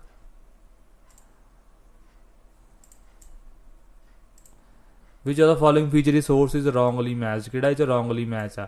जुडिशियल रिव्यू असी क्या लेता ब्रिटिश प्रैक्टिस तो, कनकरेंट लिस्ट आस्ट्रेलिया तो यस लेती है, directive principle Irish yes, fund US, तो कि आंसर ऑप्शन नंबर ए, क्योंकि जुडिशियल रिव्यू भी असी अमेरिका तो लेता है, थोड़ा पता होना चाहिए है, याद रखना, अपनी कॉपी तो लिख लियो, ठीक है, नाल सानू याद होने चाहिए। सोर्सिस का पक्का क्वेश्चन गिरदा ही गिरदा है, भावें कोई भी एग्जाम दे लो, ठीक है। Which constitution has inspired Indian concept rule of law, parliamentary system, law making procedure, दसो रूल ऑफ लॉ दस्से सी उन्होंने कि लगता ब्रिटिश कॉन्स्टिट्यूशन का। समझ आ गया, ओके। पार्लीमेंटरी भी उसी तो लेता है। ऑल ऑफ वर्ब तक कदे भी आंसर नहीं हो सकता, क्योंकि उरे रूल ऑफ लॉ लिखा हुआ है, चलो मान लिया जे पार्लीमेंटरी भी असी ब्रिटिश तो लेता, लॉ मेकिंग प्रोसीजर भी ब्रिटिश तो लेता, तो जी राज ही साढ़े उन्होंने किया ना, सो सानू उस अकॉर्डिंग आंसर करना पैना। अगला, constitution of India is design to work as a unitary government in a normal time, in an emergency time. देखो पता क्या होंगे, देखो हुण कॉन्स्टिट्यूशन फैडरल आ साडा, क्यों, क्योंकि इन्हें पावर वंडियां हुई स्टेट के ਉਹਦੇ ਵਿੱਚ, लेकिन जो ना एमरजेंसी लग जाती है, तुहानूं माड़ा दसना अगे तुहानूं डिटेल समझाऊंगा अगर चैप्टर जो एमरजेंसी पढ़ांगे आप थ्योरी च, जो एमरजेंसी लग जाती है ना, उस समय क्या होंदा कि सारी जो कंट्री होंदी है ना, उस जी स्टेट गौरमेंट्स होंदी है ना, अपना काम करना बंद कर देंदी है, तो सारा का सारा राज सेंटर करती है डायरैक्टली। तो उस समय क्या होंदा कि सारी गौरमेंट क्या होंदी, यूनिटरी हो जाती है। तो आंसर क्या आऊँगा इसका, in the time of emergency. समझ आ गया, ਪ੍ਰੈਜ਼ੀਡੈਂਟ ਦੀ ਵਿਲ ਤੋਂ ਕੁਛ ਨਹੀਂ ਹੋ ਸਕਦਾ, ਇਹਦਾ ਤਾਂ 30 ਦਿਨ ਉਹਨੇ ਫਿਰ ਹਟਾ ਸਟੇਟ ਗਵਰਨਮੈਂਟ ਗੇਰ ਦੇ ਕਰਨੀ ਹੈ। ਪ੍ਰੈਜ਼ੀਡੈਂਟ ਇਹ ਵੀ ਨਹੀਂ ਹੋ ਸਕਦਾ, ਨੋਰਮਲ ਟਾਈਮ 'ਚ ਤਾਂ ਹੀ ਨਹੀਂ ਹੋ ਸਕਦਾ। So this is option number B. ਠੀਕ ਹੈ, ਐਮਰਜੈਂਸੀ ਟਾਈਮ ਸਾਰੀਆਂ ਦੇਖੋ 1 2 3 ਤਰ੍ਹਾਂ ਦੀ ਜਿਹੜੀਆਂ ਐਮਰਜੈਂਸੀ ਹੁੰਦੀਆਂ। ਇਹ ਆਰਟੀਕਲ ਨੰਬਰ 352 ਦੇ ਵਿੱਚ ਦਿੱਤਾ ਵਾ ਹੈ ਨੈਸ਼ਨਲ ਐਮਰਜੈਂਸੀ, ਇੱਕ ਹੁੰਦੀ ਸਟੇਟ ਐਮਰਜੈਂਸੀ ਜਿਹਦਾ ਹੁਣ 356 356, ਅਤੇ ਇੱਕ ਹੁੰਦਾ 360 ਫਾਈਨੈਂਸ਼ੀਅਲ ਐਮਰਜੈਂਸੀ। ਠੀਕ ਹੈ, ਇਹਨਾਂ ਦੇ ਤੁਸੀਂ ਆਰਟੀਕਲ ਤੁਹਾਨੂੰ ਪੜ੍ਹਾਊਂਗਾ, ਤੁਸੀਂ ਯਾਦ ਰੱਖੋਗੇ, ਇਹ ਵੀ ਉੱਪਰ ਟੈਟ ਪੁੱਛੇ ਜਾਂਦੇ ਆ। ਤਾਂ ਤੁਸੀਂ ਮੰਨੋ ਕਿ 352 ਜੇ ਲੱਗਦੀ ਹੈ ਨਾ, ਤਾਂ ਉਸ ਸਮੇਂ ਕਿਆ ਹੁੰਦਾ, ਸਾਰੀ ਸਟੇਟ ਗੌਰਮੈਂਟ ਗਿਰ ਜਾਂਦੀ ਹੈ। ਗਿਰਨ ਦੇ ਨਾਲ ਕਿਆ ਹੁੰਦਾ, ਠੀਕ ਹੈ, ਗਿਰਨ ਦੇ ਨਾਲ ਕਿਆ ਹੁੰਦਾ ਕਿ ਸਾਰੀਆਂ ਸਾਰਾ ਸੈਂਟਰ ਕਰਦਾ। ਜਿਹੜਾ ਆਹ ਵਾਲਾ 356 ਇਹਨੂੰ ਬੋਲਦੇ ਆ ਪ੍ਰੈਜ਼ੀਡੈਂਸ਼ੀਅਲ ਗਵਰਨਰ ਰੂਲ, ਹੈ ਨਾ, ਗਵਰਨਰ ਰਾਜ ਜਿਹਨੂੰ ਅਸੀਂ ਬੋਲਦੇ ਆ। ਇਹ ਲੱਗ ਜਾਂਦਾ ਤਾਂ ਤੁਹਾਨੂੰ ਪਤਾ ਜਿਸ ਸਟੇਟ 'ਚ ਪਰਟੀਕੂਲਰਲੀ ਲੱਗਦਾ ਉਸ ਸਟੇਟ ਦੀ ਸੈਂਟਰ ਗੌਰਮੈਂਟ ਗਿਰ ਜਾਂਦੀ ਹੈ। 360 ਦਾ ਫਾਈਨੈਂਸ਼ੀਅਲ ਹੈ, ਉਦੋਂ ਲੱਗਦਾ ਜਦੋਂ ਸਾਡੇ ਦੇਸ਼ ਵਿੱਚ ਮਨੀ ਸਪਲਾਈ ਜਮੇ ਹੀ ਖਤਮ ਹੋ ਜਾਂਦੀ। ਠੀਕ ਹੈ, ਉਸ ਸਮੇਂ ਹੁੰਦਾ। ਚਲੋ ਅੱਗੇ ਚੱਲਦੇ। Which are the following feature India does not resemble American constitution. ਕਿਹੜੀ ਚੀਜ਼ ਇਹਦੇ 'ਚ ਅਸੀਂ ਅਮੈਰੀਕਾ ਤੋਂ ਨਹੀਂ ਲਿੱਤੀ? ਕੁਛ ਨਹੀਂ ਹੈ। Written constitution, federal form of government, fundamental rights, parliamentary form. ਦੱਸੋ ਕਿਹੜੀ? ਆਪਸ਼ਨ ਨੰਬਰ ਡੀ ਇਹ ਹੋਊਗਾ ਨਾ, ਕਿਉਂਕਿ ਪਾਰਲੀਮੈਂਟਰੀ ਫਾਰਮ ਆਫ ਗੌਰਮੈਂਟ ਸੀ ਯੂਕੇ ਤੋਂ ਲਿੱਤੀ, ਤੁਹਾਨੂੰ ਹੁਣ ਦੱਸਿਆ ਸੀ ਮੈਂ। ਤਾਂ ਆਪਸ਼ਨ ਨੰਬਰ ਰਿਟਨ ਵੀ ਤੋਂ ਲਿੱਤਾ ਆਪਾਂ, ਫੈਡਰਲ ਫਾਰਮ ਵੀ, ਸੌਰੀ ਫੰਡਾਮੈਂਟਲ ਰਾਈਟਸ। ਸਮਝ ਆ ਗਿਆ? ਤਾਂ option number D is correct. ਠੀਕ ਹੈ, ਪੁੱਛਿਆ ਸੀ ਨਹੀਂ, ਆ ਯਾਦ ਰੱਖਣਾ, ਉਹਨੇ ਨਹੀਂ ਲਿਖਿਆ ਨੋਟ ਗਲਤੀ ਨਹੀਂ ਪੇਪਰ 'ਚ ਕਰਨੀ ਹੈਗੀ, ਹਮੇਸ਼ਾ ਕੁਐਸਚਨ ਧਿਆਨ ਨਾਲ ਪੜ੍ਹਨਾ। ਓਕੇ, ਨੈਕਸਟ ਦੇਖੋ। ਨੈਕਸਟ ਹੈਗਾ ਵੈਨ ਕਿਹੜੀ ਚੀਜ਼ ਕਲੀਅਰਲੀ ਪ੍ਰੀਐਂਬਲ 'ਚ ਲਿਖੀ ਵੀ। ਦੇਖੋ ਹੁਣ ਪ੍ਰੀਐਂਬਲ ਦੇ ਕੁਐਸਚਨ ਮਾੜੇ ਸਟਾਰਟ ਹੋ ਜਾਊਗੇ, ਕਿਉਂਕਿ ਤੁਹਾਨੂੰ ਸੋਰਸਿਸ ਸਾਰੇ ਪੜ੍ਹਾਤੇ ਹੋਏ ਮੈਂ। ਕਿਆ ਲਿਖਿਆ? ਵੈਨ ਕੌਨਸਟੀਟਿਊਸ਼ਨ ਕਨੈਕਟਡ ਹੈਗਾ, ਉਹ 'ਚ ਕਦੋਂ ਇਨੈਕਟ ਹੋਇਆ ਹੈਗਾ? 26 ਨਵੰਬਰ, ਦੁਬਾਰਾ ਡੇਟ ਮੈਂ ਮੈਂਸ਼ਨ ਕਰ ਰਿਹਾ, 26 ਨਵੰਬਰ 1949। ਹੁਣ ਉਹਦੇ ਕਈ ਬੱਚੇ ਸੋਚਦੇ ਹੋਣਗੇ 26 ਜਨਵਰੀ 1950 ਨੂੰ ਗਿਆ ਹੋਇਆ, ਫਿਰ ਉਹਦਾ ਨਾ ਲਾਗੂ ਹੋਇਆ, ਉਹਦੇ ਨਾਲ ਕਮੈਂਸ ਹੋਇਆ, ਲੇਕਿਨ ਇਨੈਕਟ ਮਤਲਬ ਬਣਿਆ ਕਦੋਂ ਆ? 26 ਨਵੰਬਰ 1949 ਅਡੋਪਟ ਕੀਤਾ ਆਪਾਂ। ਠੀਕ ਹੈ, ਤਾਂ ਪਹਿਲਾ ਤਾਂ ਚੀਜ਼ ਹੈਗੀ ਹੈ। ਤਾਂ ਆਪਸ਼ਨ ਨੰਬਰ ਪਹਿਲਾ ਕਿਹਦੇ 'ਚ ਆ? ਇਹ 'ਚ ਹੈਗਾ 1 ਨੰਬਰ, ਨਹੀਂ ਤਾਂ ਇਹ ਗਲਤ ਹੋ ਗਿਆ ਆਪਸ਼ਨ। ਹੋਰ ਸਭ 'ਚ 1 ਹੈਗਾ। ਹੁਣ ਅਗਰ 1 ਤਿੰਨਾਂ 'ਚ 2 ਵੀ ਸਭ 'ਚ ਹੈਗਾ, ਚੈੱਕ ਕਰਨ ਦੀ ਲੋੜ ਨਹੀਂ, ਦੂਸਰਾ ਵੀ ਸਾਰਾ ਸਹੀ ਹੈ ਨਾ, ਤਾਂ ਵੀ ਸਹੀ ਹੋ ਗਿਆ। ਇੱਦਾਂ ਦਿਮਾਗ ਲਾਣਾ, ਆਪਣਾ ਟਾਈਮ ਵੇਸਟ ਨਹੀਂ ਕਰਨਾ ਕਦੇ ਪੇਪਰ 'ਤੇ। System of government Ki preamble 'ਚ ਮੈਂਸ਼ਨ ਹੈਗਾ? ਨਹੀਂ, ਗੌਰਮੈਂਟ ਚੱਲੂਗੇ ਥੋੜ੍ਹਾ ਹੈਗਾ। ਅਥਾਰਟੀ ਹੈਗੀ ਹੈ। ਸੋਰਸ ਆਫ ਅਥਾਰਟੀ ਕੌਣ ਆ? ਦੱਸੋ ਜਰਾ ਮੈਨੂੰ। ਪੀਪਲ, ਹੈ ਨਾ, ਅਸੀਂ ਪੜ੍ਹਿਆ ਸੀ ਪੀਪਲ, ਕਿਉਂਕਿ ਅਸੀਂ ਆਪਣੇ ਆਪ ਨੂੰ ਦਿੱਤਾ ਸੀ, ਕਿਉਂਕਿ ਪੀਪਲ ਹੀ ਸੋਵਰਨ ਆ। ਠੀਕ ਹੈ, ਤਾਂ ਆਪਸ਼ਨ ਕਿਹੜਾ ਹੋ ਗਿਆ? ਫਸਟ, ਸੈਕਿੰਡ ਐਂਡ ਫੋਰਥ ਕਿਹੜਾ ਹੋ ਗਿਆ? 1 ਮਿੰਟ, ਮਤਲਬ ਉਹਦੇ ਆਪਸ਼ਨ ਗਲਤ, ਉਹਦੇ ਆਪਸ਼ਨ ਨੰਬਰ 3 ਨਹੀਂ ਆਏਗਾ। ਠੀਕ ਹੈ, ਸਿਸਟਮ ਆਫ ਗੌਰਮੈਂਟ ਨਹੀਂ ਲਿਖਿਆ ਉੱਥੇ, ਤੁਸੀਂ ਚੰਗੀ ਤਰ੍ਹਾਂ ਪੜ੍ਹਿਆ ਹੋਣਾ ਕਿ ਉੱਥੇ ਨਹੀਂ ਲਿਖਿਆ ਹੋਇਆ। ਠੀਕ ਹੈ, ਨਹੀਂ ਲਿਖਿਆ ਹੋਇਆ। ਓਕੇ ਸੌਰੀ ਲਿਖਿਆ ਹੋਇਆ। ਯੈਸ, ਆਪਸ਼ਨ ਨੰਬਰ ਡੀ ਹੀ ਕਰੈਕਟ ਆ। ਪੜ੍ਹਿਆ ਨਾ, ਸੋਵਰਨ ਹੋਊਗੀ ਗੌਰਮੈਂਟ ਸਾਡੀ ਸੈਕੂਲਰ ਹੋਊਗੀ ਗੌਰਮੈਂਟ, ਹੈ ਨਾ। So these are the okay sorry. So option number D ਹੋਊਗਾ। ਸਮਝ ਆ ਗਿਆ ਕਿਆ ਸੀ? Sovereign, socialist, secular, democratic, republic, ਹੈ ਨਾ। ਇਹ ਸੀ ਜੀ, ਪੜ੍ਹ ਲਿਓ ਥੋੜੀ ਕਲਾਸ ਪ੍ਰੀਐਂਬਲ ਦੀ, ਲੈਕਚਰ ਨੰਬਰ 2 ਹੀ ਇਹਦਾ ਹੈਗਾ। ਠੀਕ ਹੈ, ਲੋ ਜੀ। Which one of the following statement regarding the preamble is correct. Preamble 'ਚ ਕਿਆ ਲਿਖਿਆ ਵਾ? It is not enforceable by court of ਲਾ। ਬਿਲਕੁਲ ਸਹੀ, ਇਨਫੋਰਸ ਨਹੀਂ ਕਰ ਸਕਦੇ, ਸਿਰਫ ਫੰਡਾਮੈਂਟਲ ਰਾਈਟ ਇਨਫੋਰਸ ਹੋ ਸਕਦੇ ਆ। ਠੀਕ ਹੈ, ਮਤਲਬ ਸਜ਼ਾ ਹੋ ਸਕਦੀ ਹੈ। Supreme Court has recently ruled that it is not the part of constitution, it has amendable twice. Which are the following regarding statement ਵਿਚ ਕਰੈਕਟ। ਕਿਹੜਾ ਇਹ 'ਚ ਜ਼ਿਆਦਾ ਕਰੈਕਟ ਆ? ਦੇਖੋ ਦੇਖੋ, ਇਟ ਇਜ਼ ਅਮੈਂਡਡ ਟਵਾਈਸ, 2 ਵਾਰ ਦਾ ਟਵਾਈਸ ਹੋਇਆ ਹੀ ਨਹੀਂ। ਮੈਂ ਤੁਹਾਨੂੰ ਦੱਸਿਆ ਸੀ ਹੁਣ ਤੱਕ ਸਿਰਫ 1 ਵਾਰ ਹੀ ਅਮੈਂਡ ਹੋਇਆ ਹੁਣ ਤੱਕ, ਸਿਰਫ ਉਹ ਵੀ ਇੰਦਰਾ ਗਾਂਧੀ ਨੇ 1976 'ਚ ਕੀਤਾ, ਉਹ ਵੀ ਸੋਸ਼ਲਿਸਟ, ਆਪਣਾ ਜਿਹੜਾ ਸੈਕੂਲਰ ਅਤੇ socialist word and integrity word ਲਿਖਿਆ ਗਿਆ ਆਪਣੇ ਪ੍ਰੀਐਂਬਲ 'ਚ। ਸੋ 1 ਵਾਰ ਹੋਇਆ, 2 ਵਾਰ ਨਹੀਂ ਹੋਇਆ। ਤਾਂ ਸੀ ਤਾਂ ਗਲਤ ਆ, ਤਾਂ ਡੀ ਵੀ ਗਲਤ ਹੋ, ਕਿਉਂਕਿ ਆਲ ਕਰੈਕਟ ਤਾਂ ਹੋ ਨਹੀਂ ਸਕਦਾ। ਜਿਹੜਾ ਪਹਿਲਾ ਹੈ ਉਹ ਸਹੀ ਹੈ ਸਿਰਫ, ਕਿਉਂਕਿ ਬੀ ਵੀ ਉਹ 'ਚ ਕੀ ਆ ਕਿ ਉਹਨੇ ਕਹਿ ਦਿੱਤਾ ਸੀ ਬਾਅਦ ਵਿੱਚ ਸੁਪਰੀਮ ਕੋਰਟ ਨੇ ਕਿ ਇਹ ਪਾਰਟ ਆਫ ਕੌਨਸਟੀਟਿਊਸ਼ਨ ਹੈਗਾ ਹੈ। ਸੋ ਇਹ ਵੀ ਸਾਡਾ ਗਲਤ ਹੋ ਗਿਆ। ਤਾਂ ਆਪਸ਼ਨ ਨੰਬਰ ਏ ਸਾਡਾ ਕਰੈਕਟ ਆ। ਸਮਝ ਗਏ? ਅੱਗੇ ਦੇਖੋ, Indian constitution is borrowed from idea preamble ਕਿੱਥੋਂ ਲਿੱਤਾ? ਦੱਸੋ ਮੈਨੂੰ।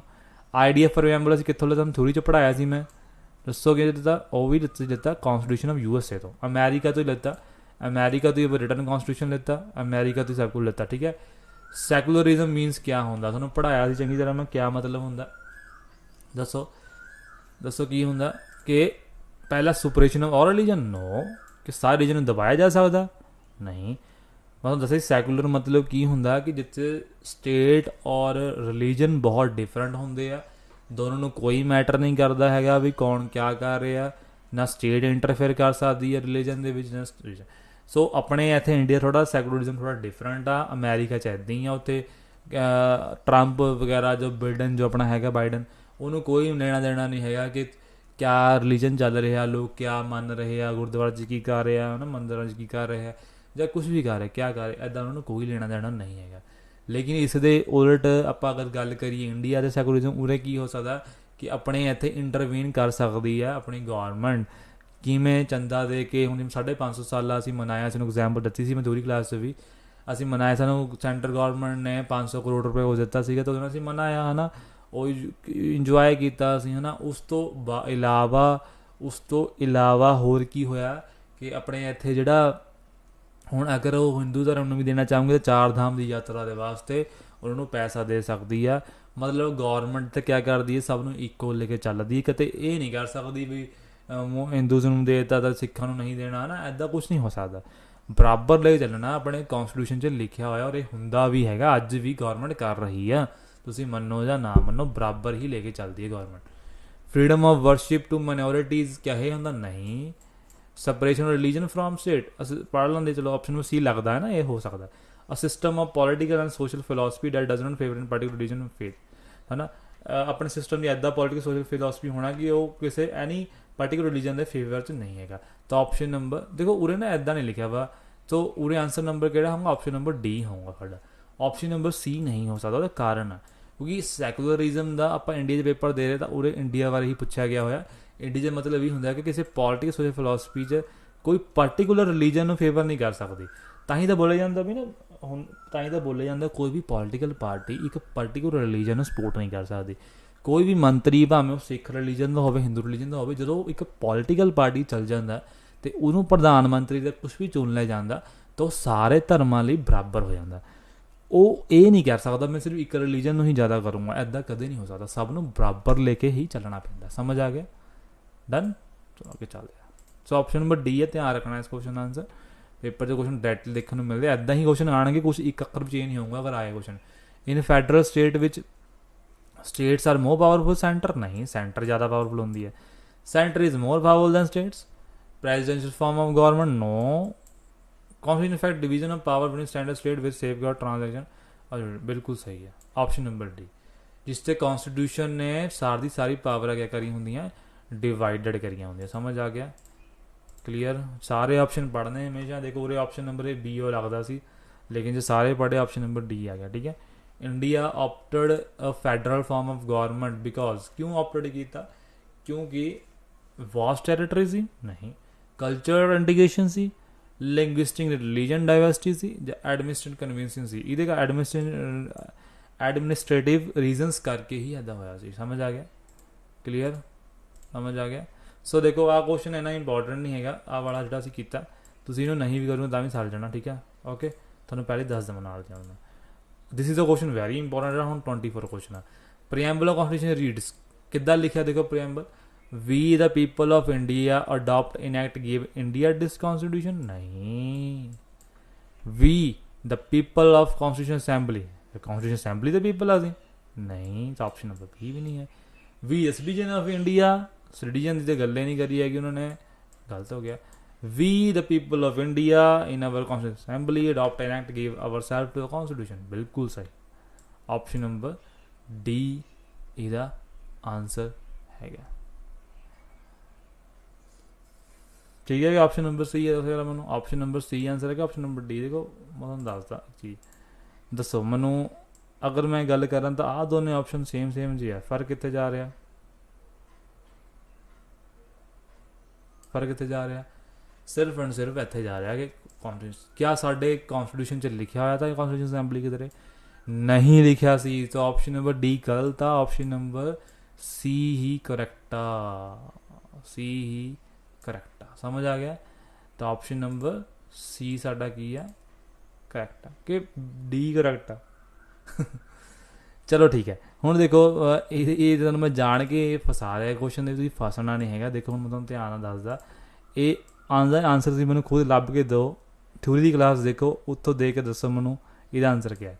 ਆਪਸ਼ਨ ਨੰਬਰ ਸੀ ਕੱਢੀ, ਠੀਕ ਹੈ। ਥੋੜ੍ਹਾ ਜਿਹਾ ਮੈਂ ਸਭ ਕੁਝ ਛੱਡ ਰਿਹਾ, ਮੈਂ ਤੁਹਾਨੂੰ ਹਾਲੇ ਵੀ ਦੱਸ ਰਿਹਾ ਕਿ ਆਨਸਰ ਧਿਆਨ ਨਾਲ ਕੱਢੋ, ਮੈਂ ਜਾਣ ਕੇ ਇੰਨੇ ਆਪਸ਼ਨ ਨੇੜੇ ਨੇੜੇ ਰੱਖੇ ਤੁਹਾਡੇ ਵਾਸਤੇ।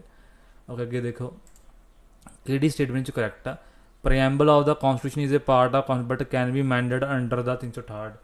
Preamble of is not part of constitution can not be amended, ਬਿਲਕੁਲ ਗਲਤ ਹੈ। ਅਮੈਂਡ ਤਾਂ ਹੋ ਚੁੱਕਿਆ ਇੱਕ ਵਾਰ, ਕਿਵੇਂ ਅਮੈਂਡ ਨਹੀਂ ਕਰ ਸਕਦੇ, ਤਾਂ ਗਲਤ ਹੋ ਗਿਆ।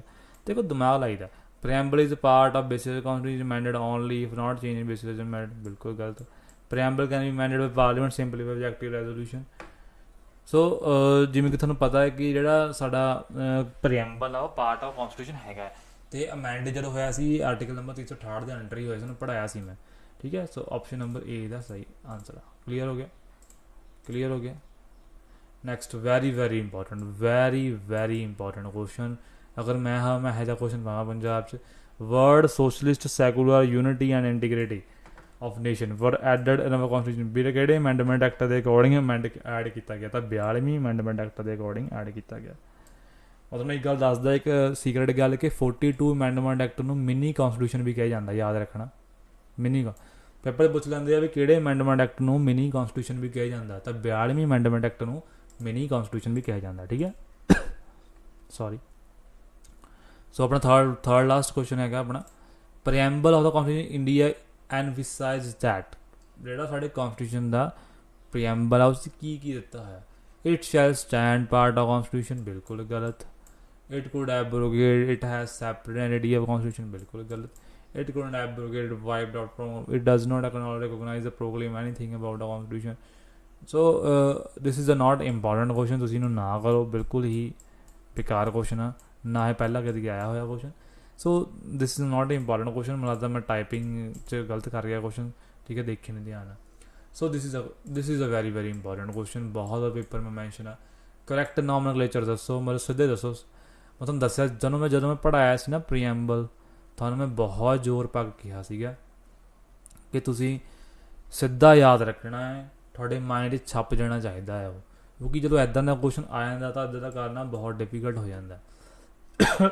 ਤੁਹਾਨੂੰ ਐਨ ਐਗਜ਼ੈਕਟਲੀ ਪਤਾ ਹੋਣਾ ਚਾਹੀਦਾ ਕਿ ਤੁਹਾਨੂੰ ਪੜ੍ਹਾਇਆ ਸੀਗਾ, ਵੀ the people of India adopt sovereign socialist secular democrat republic, ਮੈਨੂੰ ਐਨ ਲਾਈਨ ਵੈਸੇ ਯਾਦ ਆ। ਤੁਸੀਂ ਕਹੋਗੇ ਅਸੀਂ ਫਸੇ ਹੋਏ, ਦੇਖੋ ਉਹ ਦੇਖੋ ਸੋਵਰਨ ਸਭ से ਦਿੱਤਾ हुआ है, सैकुलर तो देखो सॉवरन सैकुलर डेमोक्रेटिक रिपब्लिक है नहीं, सोशलिस्ट है नहीं, तो इस भी सोशलिस्ट नहीं है, इधर सोशलिस्ट नहीं है, ये रिपब्लिक नहीं है, तो आंसर नंबर सी हो गया, sovereign socialist secular democratic Republic. कई बार ऑप्शन इधर भी नेड़े होंगे आ, बच के रहना, थोड़ा मूँह चढ़िया होना चाहिए सब कुछ, ठीक है। Okay, India is democratic Republic because, क्यों रिपब्लिक समझाया सी मैं, रिपब्लिक का मीनिंग क्या होंगे कि जिथे हैड ऑफ स्टेट मतलब राष्ट्रपति हो इलैक्टेड हो चुनिया हो वोटा पा। सो आंसर क्या, देयर इज इंडिपेंडेंट जुडिशरी, तां करके रिपब्लिक है भाई, इंडिपेंडेंट जुडिशरी नहीं, हैड ऑफ स्टेट इलैक्टेड आ, यस ओके, ये तो हो नहीं सकते ना, समझ आ गया। तो option number B, preamble of our constitution is a part of the constitution, contains spirit of constitution, limitation upon the granted power, none of the, तो क्या है, पार्ट ऑफ कॉन्स्टिट्यूशन है ना, integral part. Option number A, जो supreme court की judgement आ ਉਹਦੀ language के अकॉर्डिंग ही क्वेश्चन पाया गया होया। So which of the following is not a part of preamble of Indian constitution, secular के लिखा होया विच, लिखा होया, सोशलिस्ट लिखा होया, लिखा होया, डेमोक्रेटिक रिपब्लिक लिखा होया, हाँ लिखा होया, फेडरलिज्म लिखा नहीं लिखा, ये कितों लिखता, ये तो लिखा ही नहीं है, आप पढ़िया होया है ना।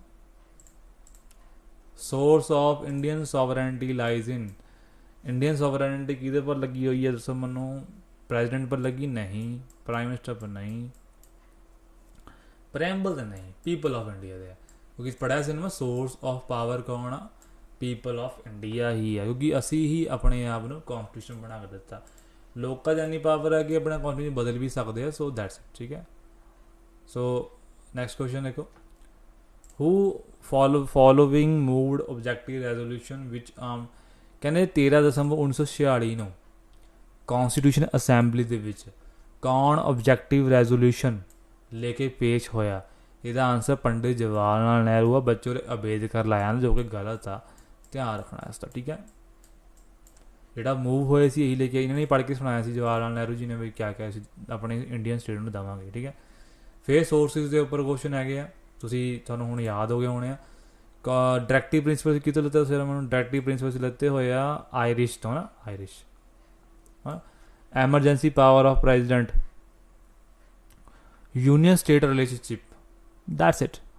सो जिमें कि थानू पता है ना कि असी क्या कर लेता, सो जो कॉन्स्टिट्यूशन की अमेंडमेंट अभी करते हैं ना, अमेंडमेंट करते 368 वो असी साउथ अफ्रीका का लेता। थानू पता होना चाहिए इस बारे, ठीक है। थानू इस बारे पता होना चाहिए, ध्यान रखना बिल्कुल ही।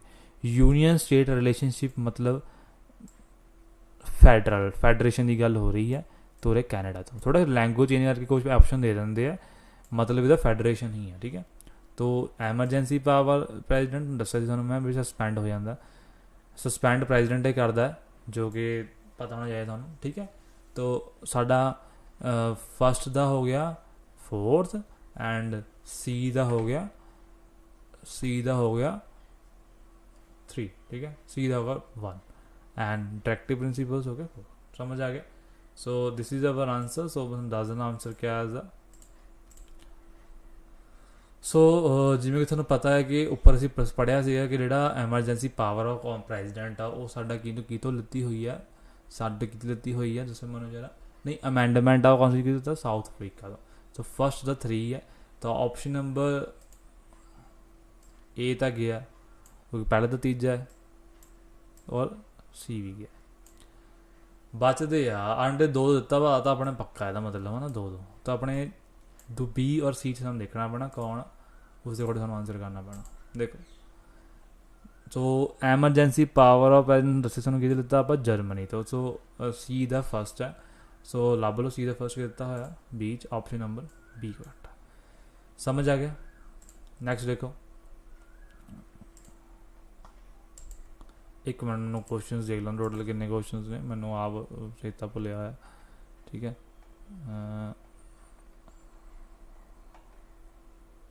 ओके आगे फंडामेंटल राइट्स पर।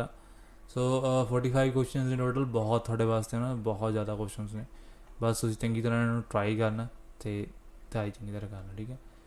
सो constitution of India is a republican because republic क्यों आ, क्योंकि इतने क्या है जो प्रेजिडेंट है साडा इंडिया के, क्योंकि इतने सारे क्या हो रहा कि साढ़े हैड ऑफ स्टेट है जो वो क्या है इलैक्टेड है, provide for an elected parliament नहीं, पार्लीमेंट का इलैक्टेड होना रिपब्लिक थोड़ा होया।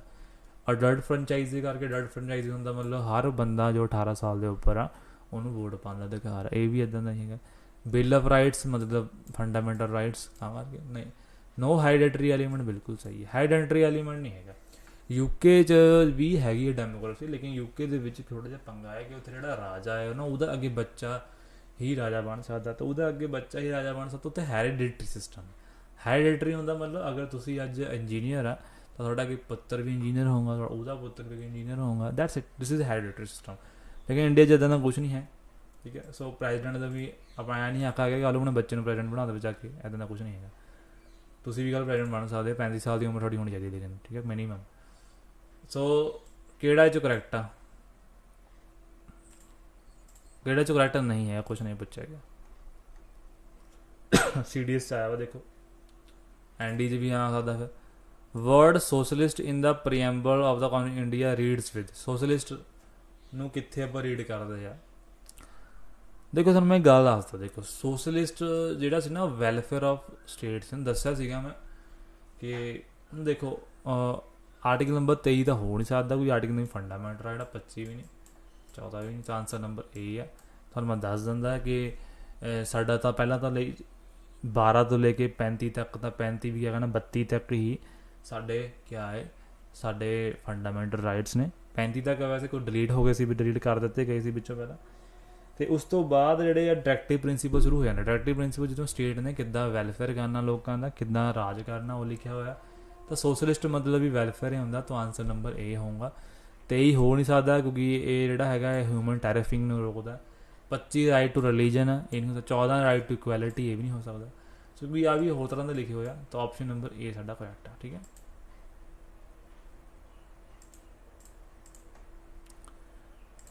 ਸਿੰਗਲ ਸਿਟੀਜ਼ਨ ਦਾ ਕੰਸੈਪਟ ਕਿੱਥੋਂ ਲਿੱਤਾ ਹੈ? ਕੈਨੇਡਾ ਤੋਂ। ਠੀਕ ਹੈ, ਪੜ੍ਹਾਇਆ ਸੀ ਨਾ ਤੁਹਾਨੂੰ ਮੈਂ, ਯਾਦ ਰੱਖਣਾ।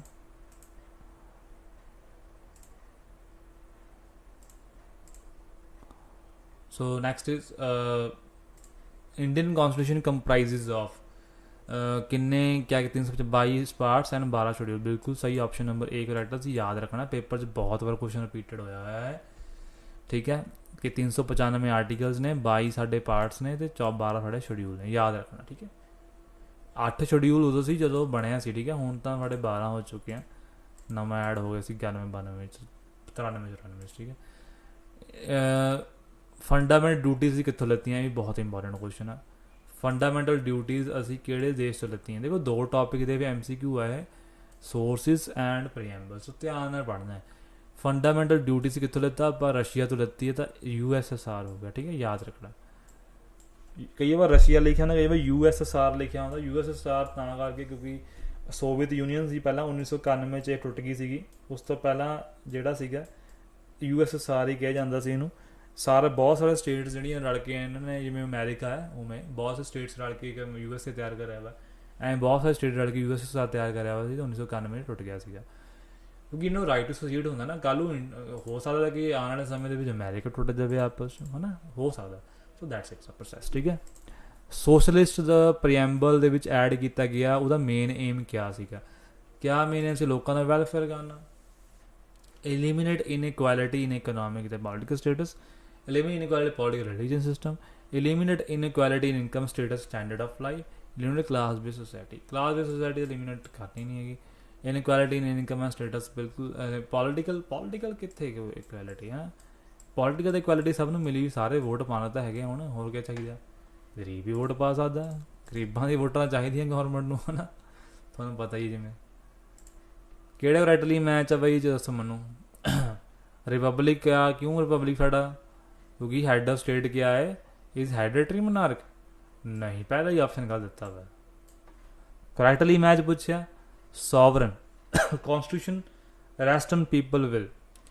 Democratic constitution does not recognize legal supremacy of another country. Secular states is without an religious of on. बिल्कुल सही है, ये साडा ऑप्शन नंबर डी करैक्ट है। ठीक है, पार्टिकुलर रिलीजन नहीं ना हो सकता भाई। साडे ना कॉन्स्टिट्यूशन में सैकुलर वर्ड लिखा वा, तां ही साडे देश का कोई पार्टिकुलर रिलीजन नहीं हैगा। साडे रिलीजन च ना आप कह सकते भी ये क्या है, हिंदू धर्म मन्या जाऊँगा, जो सिख धर्म साडे देश च कल्ला हो जाऊँगा, या मुस्लिम हो जाऊँगा, या ईसाई या बौद्धी जो भी होगा, ऐदा दा नहीं हो सकता। साडे स्टेट कंट्री च नहीं हो सकता। जिमें पाकिस्तान च इस्लाम जिहड़ा वो पार्टिकुलर रिलीजन है उत्थे दा, है ना, उधर उदा अपने इंडिया च नहीं हो सकता क्योंकि इत्थे बहुत सारी डाइवर्सिटी है, बहुत सारे धर्मां दे लोग रहिंदे। सो भावें हिंदूइज्म मेजोरिटी च, लेकिन इदां हो नहीं सकता। साडे कॉन्स्टिट्यूशन च लिखिया होया। ठीक है, so preamble certain ideals that were first spell out. So ये क्वेश्चन पढ़न की लोड़ नहीं हैगी थानू, वैसे तुसीं ध्यान रखना इसदा। ठीक है, मैं थोड़ा फिर भी दस दिंदा कि जो प्रीएम्बल से जो फस्ट स्पैट आउट दिता सीगा वो कराची सैशन जो होया सी नैशनल एमरजेंसी। पता होना चाहिए थानू ये गल। ऑप्शन नंबर सी दिता होया सी, लेकिन उस तो पहला कुछ नहीं सीगा। ठीक है, सब तो पहला कराची सैशन दे विच ही होया सीगा। पर इन्हूं याद करने की लोड़ नहीं हैगी, ज़्यादा डीप हो जाने क्वेश्चन, एने डीप थानू आना नहीं है। ठीक है, जो क्वेश्चन मना करूँ नहीं पढ़ना। The part of constitution that reflect the mind and ideals of framers is. So किहड़ा पार्ट है जिहड़ा रिफ्लैक्ट करता आइडिया नूं, वो करता प्रीएम्बल। क्योंकि प्रीएम्बल पढ़ के पता लग जाता साडे जिहड़े जिन्होंने साडा कॉन्स्टिट्यूशन बनाना उन्होंने क्या क्या चीज़ां देनियां। ठीक है, so option number 45, question number 45, which are the following determine Indian constitution is federal. किहड़ा दसदा कि इंडियन कॉन्स्टिट्यूशन साडा फैडरल आ? दस जरा मैनू रिटन रिटन कॉन्स्टिट्यूशन है ना कि डिस्ट्रीब्यूशन डिस्ट्रीब्यूशन सेंट्रल स्टेट च नहीं नहीं इंडिपेंडेंट नहीं फैडरल पता लगता रिटन तो क्योंकि रिटन दे रिजल्ट आ ताही साडा कॉन्स्टिट्यूशन सानू दसदा लेकिन ये ऑप्शन नहीं है आंसर बिकॉज रिजल्ट नहीं है अपना फ्लैक्सीबल है इंडिपेंडेंस जुडिशरी नहीं दसदी है ना vesting legislative power distribution power in centre and state option number D is correct समझ आ गया option number D is correct Indian constitution is regarded as a federal unitary है फेडरल फॉर्म यूनिटरी स्पिरिट बिल्कुल सही option number D बच्चे federal पढ़ के टिक लाएंगे यूनिटरी पढ़ के टिक लाएंगे अगे पढ़ने नहीं ऑप्शन उन्होंने ऑप्शन पूरे पढ़ी दे होंगे अपना जो इंडियन कॉन्स्टिट्यूशन है वो फैडरल का है लेकिन स्पिरिट च यूनिटरी है क्योंकि थोड़ा पता कि सेंटर ने ज़्यादा पावर दी साढ़े कॉन्स्टिट्यूशन ने स्टेट्स को घट दी जैसे कि पता कि फैडरल का मतलब क्या होंगे कि स्टेट और सेंटर को बराबर पावर मिलनी जो कि नहीं पॉसीबल है समझ आ गया सो फैडरल का फॉर्म तो है लेकिन स्पिरिट की दी है यूनिटरी है तो 45 आंसर है दीज आर योर MCQs ठीक है अज लिए इन्ना बहुत है तो तुसीं हुण क्या करना है इन्हों की जी प्रैक्टिस करनी है दोबारा पढ़ो दोबारा इन्हों देखो की है थोड़े वास्ते फिर मैं MCQ लेके आके हाजिर होवांगा जब तक thank you so much bye bye